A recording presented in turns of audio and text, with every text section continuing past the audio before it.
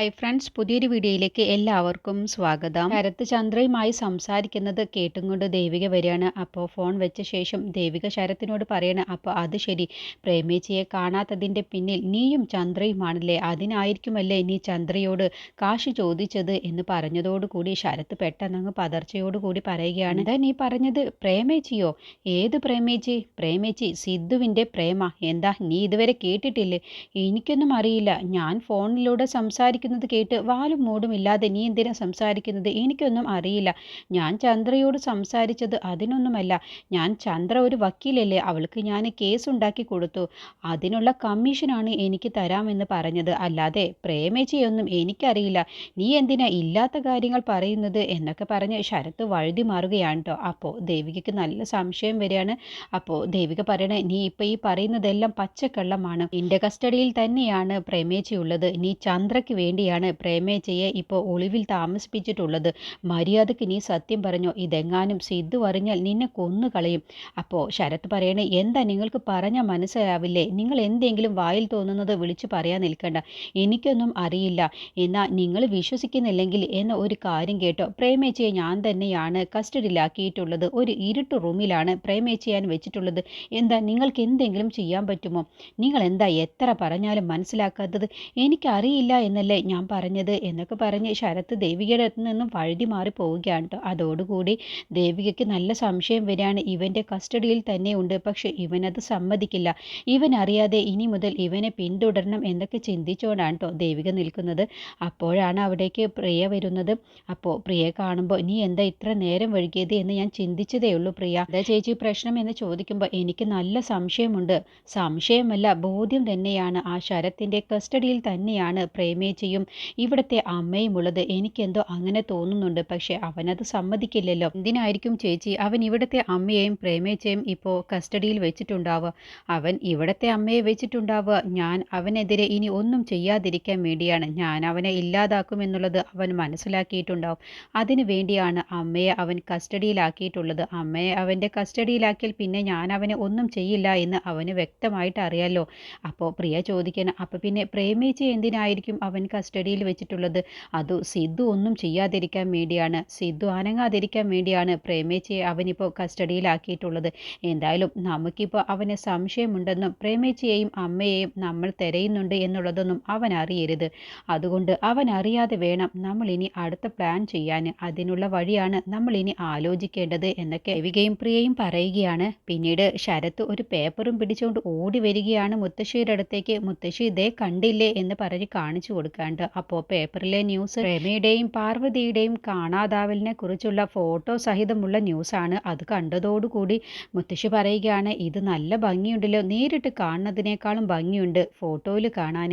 അപ്പോൾ മുത്തശ്ശി എന്താ ഈ പറയുന്നത്? ഇത് കണ്ടില്ലേ, ഇവർ ന്യൂസ് കൊടുത്തിരിക്കുകയാണ്, പ്രേമേച്ചിയെയും പാർവതി അമ്മയും കാണാനില്ല എന്ന് പറഞ്ഞ് ഈ ദേവിക ന്യൂസ് കൊടുത്തിരിക്കുകയാണ്. ഇതിപ്പോൾ നാട്ടുകാരെല്ലാവരും അറിഞ്ഞില്ലേ, ഇതിപ്പോൾ വലിയൊരു നാണക്കേടായില്ലേ? അപ്പോൾ ഇത് പരസ്യം കൊടുത്തിരിക്കുകയാണ് എന്ന് കേട്ടപ്പോൾ, അത് ശരി, ഇത് പരസ്യമാണോ? എങ്കിൽ എന്നാണാവോ എൻ്റെ കൂടി പരസ്യം വരുന്നത്? അതോടുകൂടി ശരത്ത് പറയുകയാണ്, മുത്തശ്ശിയുടെയും ഒരു ചെറിയ ഫോട്ടോ എത്രയും പെട്ടെന്ന് ഉണ്ടാക്കി വെച്ചോ. മുത്തശ്ശിയുടെ ഫോട്ടോയും ഇപ്പോൾ അടുത്ത് തന്നെ വരും എന്നുള്ള അർത്ഥം വെച്ചുകൊണ്ടാണ് കേട്ടോ സംസാരിക്കുന്നത്. അപ്പോൾ മുത്തശ്ശി പറയുന്നത്, അല്ല ഇതിപ്പോൾ വലിയ പ്രശ്നമൊന്നും ആക്കേണ്ട, ഒരു കണക്കിന് ദേവിക ചെയ്തത് നല്ലത് തന്നെയാണ്. ഇങ്ങനെ പത്രത്തിൽ ന്യൂസ് വന്നാലല്ലേ പ്രേമയെയും പാർവതിയെയും എത്രയും പെട്ടെന്ന് കണ്ടുപിടിക്കാൻ കഴിയൂ. അല്ലാതെ ഇപ്പോൾ നാട്ടുകാരറിഞ്ഞു എന്ന് പറഞ്ഞ് അഭിമാനം പോയി എന്നൊക്കെ പറഞ്ഞിട്ട് നടന്നിട്ട് ഒരു കാര്യവുമില്ലല്ലോ. അവരെ എത്രയും പെട്ടെന്ന് കണ്ടുപിടിക്കണം. പാർവതി ഈ വീട്ടിലേക്ക് തിരിച്ചു വരണം. അതിന് ഇങ്ങനെയുള്ള വഴി നല്ലത് തന്നെയാണ് എന്നും പറഞ്ഞ് മുത്തശ്ശി അകത്ത് പോകട്ടോ. അതോടുകൂടി ശരത്ത് മുത്തശ്ശി ഒപ്പം നിൽക്കും. ഇതിൻ്റെ പേരിൽ ഒരു പ്രശ്നം ഉണ്ടാക്കാം എന്നാണ് കരുതിയത്. പക്ഷെ അതങ്ങ് ചീറ്റി പോവുകയാണ്. പിന്നീട് ചന്ദ്ര ശരത്തിൻ്റെ ഫോണിലേക്ക് വിളിക്കുകയാണ് പരസ്യം കണ്ടിട്ട്. അപ്പോൾ ഞാൻ വിളിക്കുമെന്ന് നീ പ്രതീക്ഷിച്ചിരിക്കുകയായിരുന്നില്ല? ആ, എനിക്കറിയായിരുന്നു ഈ പരസ്യം കണ്ട് എന്തായാലും ചന്ദ്ര എന്നെ വിളിക്കുമെന്നുള്ളത്. അല്ല, എനിക്ക് നല്ല പേടിയുണ്ട്. ഈ ന്യൂസ് കണ്ടിട്ട് ഇനി നാട്ടുകാരെങ്കിലും പ്രേമേച്ചിയെ തിരിച്ചറിയുമോ എന്നാണ് എനിക്ക് നല്ല പേടിയുള്ളത്. അതുകൊണ്ട് വക്കീൽ പേടിക്കേണ്ട. പ്രേമേച്ചിയെ ഒരിക്കലും ഒരു ഈച്ച പോലും കാണില്ല. അതുപോലെയുള്ള ഒരു സ്ഥലത്താണ് ഞാൻ ഒളിപ്പിച്ചു വെച്ചിട്ടുള്ളത്. അതുകൊണ്ട് അക്കാര്യത്തിലൊന്നും ടെൻഷൻ ആവേണ്ട. ഒരിക്കലും പ്രേമയെ ആരും കണ്ടുപിടിക്കില്ല. അപ്പോൾ ചന്ദ്രയ്ക്ക് ഒരു സംശയം വരികയാണ്, അല്ല ശരത്തെ, പാർവതി അമ്മയും കാണാത്തതിൻ്റെ പിറകിൽ നീ തന്നെയാണോ? അതോടുകൂടി ശരത്ത് പെട്ടെന്ന് അങ്ങ് ഞെട്ടിപ്പോട്ടെ. അതെന്താ ഇപ്പം അങ്ങനെ ചോദിക്കാൻ? അല്ല, ഞാൻ വെറുതെ ഒരു സമയം ചോദിച്ചതാണ്. ഇനിയിപ്പോൾ പറയാൻ താല്പര്യമില്ലെങ്കിൽ ശരത്ത് പറയണ്ട. അപ്പോൾ പാർവതിയെ ഞാൻ തന്നെയാണ് ഒളിപ്പിച്ചത്. എന്തേ? അല്ല എന്താ നിങ്ങൾക്കൊന്നും പറഞ്ഞാൽ മനസ്സിലാവില്ലേ? എനിക്ക് നിന്നോട് കള്ളം പറഞ്ഞിട്ടൊന്നും ഒരു കാര്യവുമില്ല ചന്ദ്രേ. ഞാനൊന്നുമല്ല പാർവതിയമ്മയെ കാണാത്തതിൻ്റെ പിറകിൽ. അവരെവിടേക്കാ പോയതാണാവോ? ശരത്തിന് സംശയമുണ്ടായിട്ട് ചോദിച്ചതല്ല, എനിക്കങ്ങനെ തോന്നിയത് കൊണ്ട് ചോദിച്ചതാണ്. ഇനിയിപ്പോൾ അത് വിട്ടേക്ക്, ദേഷ്യപ്പെടണ്ട. അല്ല ചന്ദ്രയ്ക്ക് ഒരു കാര്യം അറിയുമോ? ഈ വീട്ടിൽ എന്നെ സപ്പോർട്ട് ചെയ്യുന്ന ഒരേ ഒരാൾ അത് പാർവതി അമ്മയായിരുന്നു. അങ്ങനത്തെ അമ്മയെ എന്തിനാണ് ഞാൻ ഒളിപ്പിച്ചു വെച്ചിരിക്കുന്നത്? ഇനി മേലിൽ അങ്ങനെ ഒരു സംശയമൊന്നും എന്നോട് ചോദിക്കരുത്. അപ്പോൾ ചന്ദ്ര പറയണേ, ഞാൻ ചോദിച്ചത് അങ്ങ് മറന്നേക്ക് ശരത്തെ എന്നും പറഞ്ഞിട്ടാണ് കേട്ടോ ഫോൺ വെക്കുന്നത്. അതോടുകൂടി ശരത്ത് ഞാൻ പറഞ്ഞത് കണ്ണും പൂട്ടി വിശ്വസിച്ചിട്ടുണ്ട് എന്നുള്ള ആശ്വാസത്തിലാണ് കേട്ടോ. പിന്നീട് ചന്ദ്ര നേരെ സിദ്ധുവും രംഗനും അച്ഛനും കൂടി സംസാരിക്കുന്ന ഇടയിലേക്ക് ചെല്ലുകയാണ്. എന്നിട്ട് ചാടിത്തുള്ളിങ്ങോട്ട് സംസാരിക്കുകയാണ്. നിങ്ങൾ എന്ത് പരിപാടിയാണ് ഈ കാണിക്കുന്നത്? നിങ്ങൾ എന്തിനാണ് ഇപ്പോൾ വെറുതെ ന്യൂസൊക്കെ കൊടുക്കുന്നത്? ഇങ്ങനെ ന്യൂസ് കൊടുത്തിട്ടൊന്നും ഒരു കാര്യവുമില്ല. ഇതിപ്പോൾ നാട്ടുകാരൊക്കെ അറിഞ്ഞ് നാണക്കേടല്ലേ ഉണ്ടായിട്ടുള്ളത്? നിങ്ങൾ പ്രതീക്ഷിക്കുന്നത് പോലെ ആരും നിങ്ങളെ വിളിക്കാനൊന്നും പോകുന്നില്ല. പ്രേമേച്ചിയെ ആരെങ്കിലും കണ്ടു എന്ന് പറഞ്ഞ് വിളിക്കുമെന്നുള്ള പ്രതീക്ഷയിലാണല്ലോ സിദ്ധുവേട്ടനൊക്കെ നിൽക്കുന്നത്. അതൊന്നും ഒരു കാര്യവുമില്ല, അങ്ങനെയൊന്നും ഉണ്ടാവില്ല. ഓ സിദ്ധു പറയണേ, നീ അങ്ങനെയല്ലേ പറയൂ? ഈ വീട്ടിൽ ആർക്കെങ്കിലും എന്തെങ്കിലും ദോഷമുണ്ടാകുന്നത് നീ സന്തോഷിക്കുകയല്ലേ ചെയ്യാ? ഞാൻ അങ്ങനെ ഉദ്ദേശിച്ച് പറഞ്ഞതല്ല. നിങ്ങൾക്ക് ഈ ഒരു കാശ് മുടക്കുന്നതിലും ഭേദം നിങ്ങൾക്ക് ആദ്യം ഈ വീട്ടിലൊരു CCTV വെക്കാമായിരുന്നില്ലെങ്കിൽ നിങ്ങൾക്ക് ഇങ്ങനെ ഒരു പ്രശ്നം ഉണ്ടാകുമോ? അപ്പോൾ അച്ഛൻ പറയണ അത് ശരിയാണ്, നമുക്കൊരു CCTV ഉണ്ടായിരുന്നെങ്കിൽ എല്ലാം അറിയാമായിരുന്നു. അപ്പോൾ ചന്ദ്ര പറയണേ, എങ്ങനെ CCTV വെക്കാനാണ്? കാമുകനും കാമുകയും കൂടി ഒരുമിച്ച് ഇവിടേക്ക് വരുമ്പോൾ അതൊക്കെ CCTVയിൽ പതിയില്ലേ? അതുകൊണ്ടാണ് മനഃപൂർവ്വം CCTV വെക്കാതിരുന്നതാണ്. എങ്കിൽ ഇവരുടെ കള്ളത്തരം എല്ലാവരും കണ്ടുപിടിക്കില്ലേ എന്ന് പറഞ്ഞതോടുകൂടി സിദ്ധുവിന് അങ്ങ് ദേഷ്യം പിടിക്കുകയാണ്. അപ്പോൾ സിദ്ധു പറയണേ, CCTV വെക്കാതിരുന്നത് കൊണ്ടല്ലേ നീ ആ വിഷ്ണുവിന്റെ കൈയും പിടിച്ച് ഇവിടേക്ക് വന്നത്? വിഷ്ണുവിനെയും ഈ വീട്ടിൽ വെച്ച് പ്രേമിച്ച് കൈയോടെ പൊക്കിയതാണല്ലോ. അപ്പോൾ ചന്ദ്രക്ക് പെട്ടെന്ന് ഉത്തരം മുട്ടി പോവുകയാണ്. അപ്പോൾ ചന്ദ്ര പറയണേ, അല്ലെങ്കിലും എന്നോട് തർക്കിച്ച് ജയിക്കാൻ സിദ്ധുവേട്ടന് നല്ല കഴിവാണല്ലോ. ഈ കഴിവെന്താ സ്വന്തം ജീവിതത്തിൽ കാണിക്കാത്തത്? എന്നിട്ടിപ്പോൾ പത്രത്തിൽ ഒരു ന്യൂസും കൊടുത്തിട്ട് ആരെങ്കിലും വിളിക്കുമെന്നുള്ള പ്രതീക്ഷയിൽ കാത്തു നിൽക്കുകയാണ്. നിങ്ങളുടെ ആ പ്രതീക്ഷ ഒരിക്കലും നടക്കാൻ പോകുന്നില്ല. നിങ്ങൾക്ക് നിരാശ തന്നെയായിരിക്കും ഫലം എന്നും പറഞ്ഞ് ചന്ദ്ര പോവുകയാണ്. അച്ഛൻ പറയുകയാണ്, അല്ല അവള് പറയുന്നതിലും കാര്യമുണ്ട്.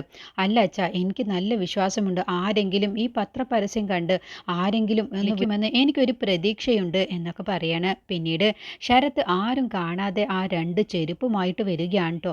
നിത്യയെ കൊല്ലുന്ന സമയത്ത് രക്ഷപ്പെടുന്ന സമയത്ത് ആ ചെരുപ്പുകൾ പോയത് വീണ്ടും വീണ്ടും ശരത്തിനെ ഒരു പേടിയായിട്ട് പിന്തുടരുകയാണ്. അങ്ങനെ ശരത്ത് ആ ചെരുപ്പുമായിട്ട് വരികയാണ്. എന്നിട്ട് ആ ചെരുപ്പ് അങ്ങ് മുറിച്ച് കളയുകയാണ് കേട്ടോ. അപ്പോൾ ഇതെല്ലാം തന്നെ പ്രിയ ജനൽ വഴി കാണുന്നുണ്ട്.